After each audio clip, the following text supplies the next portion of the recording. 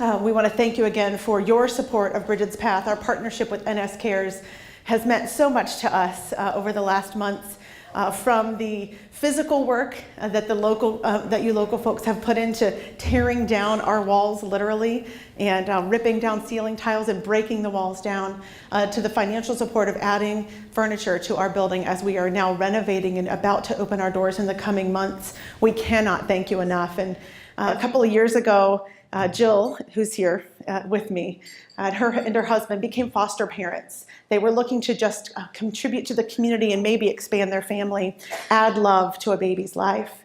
And on the day they got their foster license, they got a call from the hospital just a few hours later. And they said, we have a baby here who needs a home.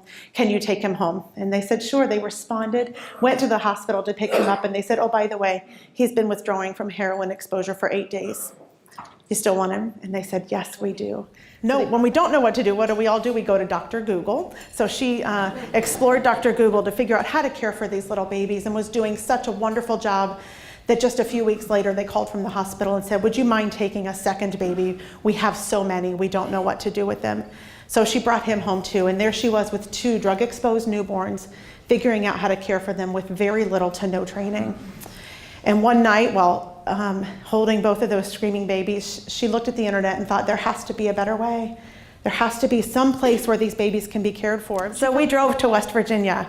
We checked out Lily's place, and we loved what they were doing. But truth be told, I was really in the fight for the families because I understand what these babies experience. I know what their family life is like because I was one of these babies.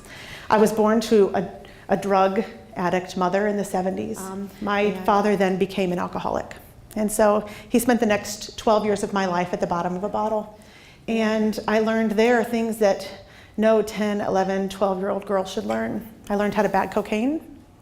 I learned how to be a lookout for my mother when she was doing the things she needed to do to get what she needed to get. He didn't send me back. I ended my relationship with my mother in 8th grade.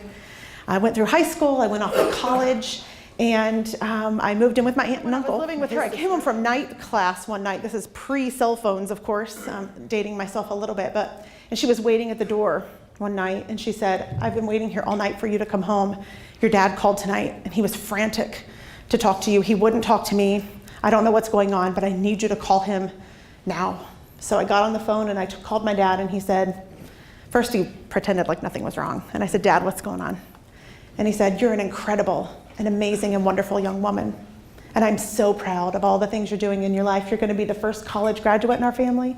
You're creating an entirely new family tree for us, and I'm so proud of you. But I can't claim a minute of your success because I have missed it all. I'm so sorry. But if you would be so willing, I would like your help. Please help me. We got to my dad, and he was in fetal position in my grandmother's basement, crying. He said, I know you hate me because I have ruined your life. And if you leave me here to die, that's what I deserve. But I'm begging you, if it's the last time you see me, let it be when you turn away from me at a treatment center. Don't leave me here tonight. I said, so we scooped up my dad that night. We drove him to an inpatient treatment center on October 18th, 1999. And he has been sober since October 18th, 1999. What I know is that those resources don't really exist much anymore.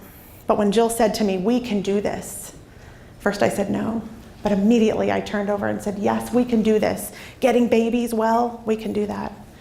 But getting families well is the bigger challenge. So I'm in if we can work with the family. So we came back from West Virginia that day with a mission in mind to create Ohio's first newborn recovery center, where we would create a place to cater to the medical needs of these babies, but also work with the social, the emotional, the spiritual needs of these families, because in our community, more than 60% of these babies go home with their mothers.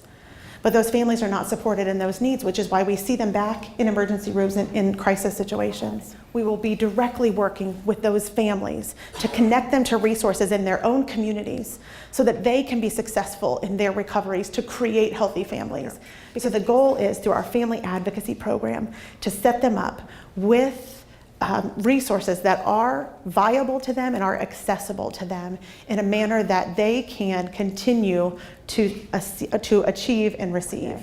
We are so honored and so thrilled to be partnered with NS Cares, and we cannot wait for you to come see our facility and to continue to work with us. We are so grateful and humbled and honored. Thank you so, so much for all of your support.